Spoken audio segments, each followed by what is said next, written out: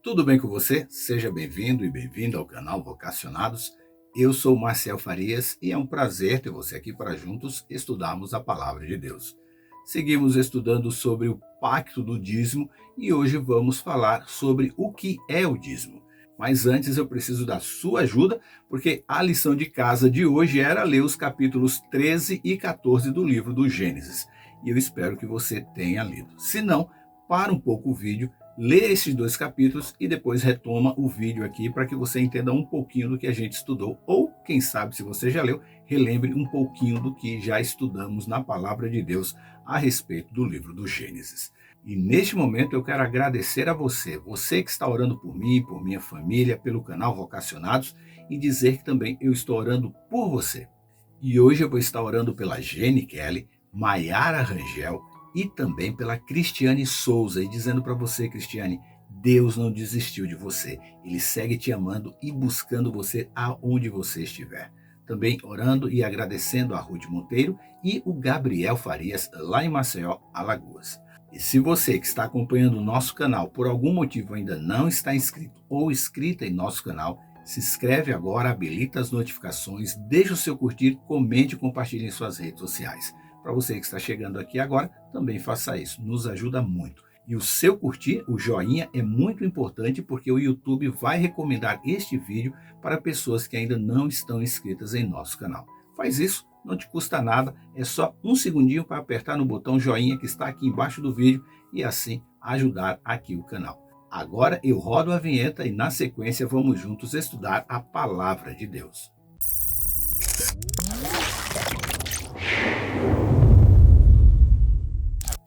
Diz a Bíblia, a 10ª parte dos produtos da terra, sejam os cereais dos campos ou os frutos das árvores, pertencem ao Senhor e deve ser consagrada a Ele. Levítico 27, versículo 30. Bem, antes de explicar qual é a parte dos bens que devemos ofertar a Deus como dízimo, é preciso saber se você realmente fez a lição de casa e leu os capítulos 13 e 14 do livro do Gênesis. E se você conseguiu identificar todo o contexto que antecedeu a oferta de Abraão ao sacerdote Melquisedeque. Uma leitura dedicada aos detalhes ali dos capítulos 12 e 13 do Gênesis vai encontrar um problema ali entre os servos de Abraão e o de Ló, que acabou resultando na separação deles, tio e sobrinho, para que aquele problema não atingisse proporções onde não haveria mais harmonia, respeito e admiração entre eles. Gênesis 13, versículos 7 a 9. Ló escolheu as planícies que ficavam próximas à cidade de Sodoma. Gênesis 13, versículos 10 e 11. Quem sabe, após uma conversa com a sua esposa, tem ali feito ele decidir pelo brilho da cidade, visto que anos mais tarde ela demonstrou muito amor à cidade e acabou virando uma estátua de sal a olhar para trás, contrariando assim uma ordem do anjo de Deus que os tirou às pressas antes da destruição de Sodoma. E seguindo lendo o texto bíblico, a gente se depara com as guerras de 5 reis contra 4, que resultou no final desta batalha um saldo negativo para os reis de Sodoma, Gomorra, Semeber, Zeboim e Zoar. E como resultado, tiveram que servir ao grupo vitorioso por 12 anos pagando impostos. Só que depois deste período, as cidades voltaram a se rebelar, e como punição, uma a uma foi sendo conquistada e saqueada, e seus habitantes foram levados como escravos com todos os seus bens. Foi neste momento que Ló e sua família se viram em apuros. Gênesis 14, versículos de 1 a 12. Foi neste momento que um dos prisioneiros conseguiu fugir. Quem sabe como um MacGyver, para aqueles que são mais antigos como eu, ou como Ethan Hunt, o personagem de Tom Cruise na franquia de Missão Impossível, para aqueles que têm menos de 50 anos. Isso está lá em Gênesis 14, 13. O fato é que logo que ouviu o relato do servo de Jó, que havia escapado, Abraão juntou 318 homens treinados e partiu em perseguição da comitiva vencedora a fim de libertar Ló, a sua família e todos os moradores de Sodoma e Gomorra. Isso está lá em Gênesis 14, 16. E a tática usada por Abraão e seus homens foi algo inédito para aquela época.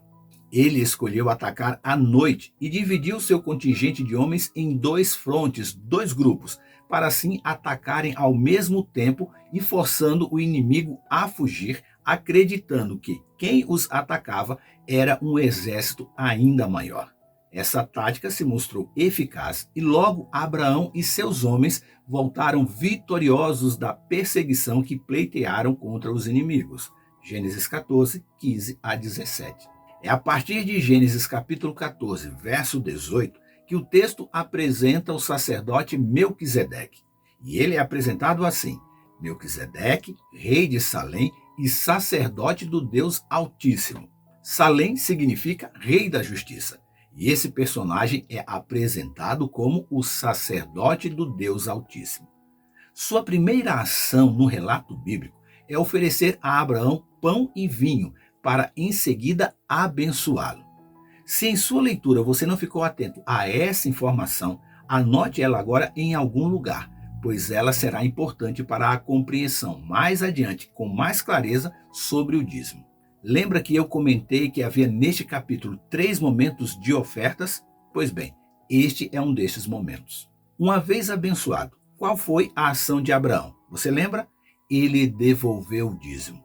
Mas então, o que é o dízimo? A Bíblia tem essa resposta lá em Levíticos 27, versículos 30 e 32. Você precisa ler também. Neste texto, fica estabelecido por Deus que a cada 10 animais, um deveria ser separado para ele. O que equivalia à 10ª parte do rebanho, seria assim então considerado dízimo. Com base na informação de Levítico 27, a conclusão é que o correto a fazer é devolver a Deus 10% como forma de dízimo.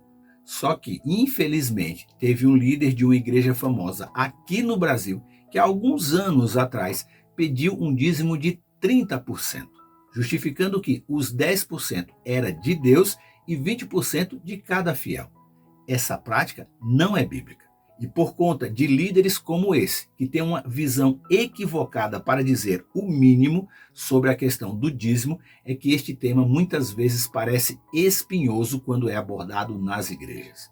Mas uma pergunta é justa. Por que Abraão resolveu devolver o dízimo a Melquisedeque? Ele não pediu nada? Lembra da oferta de Melquisedeque para Abraão? Eu afirmei que este detalhe seria muito importante para compreender um pouco mais sobre o dízimo.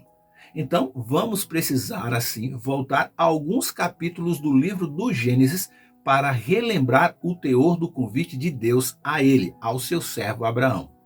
Deus disse para ele: farei de você uma grande nação, o abençoarei e o tornarei famoso, e você será uma bênção para os outros. Gênesis 12, versículo 2.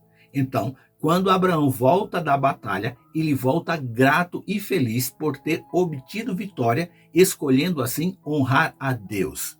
E a bênção que Melquisedeque proferiu só reafirmou o seu desejo em honrar a Deus. Em resumo, Abraão já havia sido abençoado por Deus, e agora era o momento dele devolver a Deus a 10ª parte daquilo que ele recuperou das mãos dos inimigos de Sodoma e Gomorra. Sabe a qual conclusão Abraão chegou após voltar do campo de batalha? Que Deus havia lutado por ele e seus homens. Por isso é que ele se sagrou vitorioso. Note que a primeira oferta foi de Melquisedeque para Abraão, lhe oferecendo pão e vinho. E agora a segunda oferta foi do próprio Abraão a Deus em forma de dízimo. Perceba que o dízimo ofertado por Abraão foi do que ele havia recuperado no campo de batalha, e não era dele, eram dos bens dos moradores de Sodoma e Gomorra. Outra pergunta que devemos responder é: se Melquisedeque não lhe pediu o dízimo, por que Abraão fez a oferta a ele? A conclusão a que podemos chegar é que antes mesmo da Bíblia registrar este ato de adoração de Abraão, o dízimo já era conhecido pelos moradores daquela região e que Abraão já devolvia o dízimo. Com isso, a resposta para a visão equivocada de que o dízimo é um mandamento apenas para judeus cai por terra, porque o período onde se passa os episódios dos capítulos 13 e 14 de Gênesis, a nação judaica ainda não existia. E até mesmo o sacerdote Melquisedeque não fazia parte da tribo dos levitas, que também não havia nascido. E por fim chegamos à última oferta presente no texto de Gênesis capítulo 13 e 14, e é feita pelo rei de Sodoma a Abraão. A oferta incluía ficar com todos os bens recuperados como pagamento pela liberdade do seu povo. Essa foi a oferta que Abraão recusou. Abraão jurou diante de Deus que não ficaria com nada, nem mesmo um fio ou correia de sandália, aceitando apenas comida para os seus 318 homens que estavam ali com ele. Você chegou a alguma conclusão por que Abraão não aceitou a oferta do rei de Sodoma? Ele não aceitou a oferta do rei sacerdote Melquisedeque? Por que aceitar a oferta de um e não aceitar a do outro? Mas como o conteúdo deste vídeo já está um pouco extenso e para que você não fique cansado, as respostas para estas perguntas ficarão para amanhã. Mas eu espero que você tenha assimilado que, por mais que os 10%, que é o valor do dízimo, a ação de Abraão envolveu gratidão e honra a Deus pela vitória alcançada. E entenda, dízimo não é dinheiro, é gratidão. E naquele momento era isso que transbordava do coração de Abraão. Pense nisso, leia a sua Bíblia e que Deus nos abençoe. Este conteúdo está no aplicativo Esperança Real e na web rádio Ecoar. Se inscreva em nosso canal, habilite as notificações, deixe o seu curtir, comente e compartilhe em suas redes sociais. E eu te espero amanhã para juntos entendermos um pouquinho mais desta última parte do capítulo 14 do livro do Gênesis. Não falte, amanhã vamos concluir esta última parte. E lembre-se, você é participante da vocação celestial para ir ao mundo, pregando o evangelho da salvação a toda criatura. Que Deus te abençoe e até amanhã.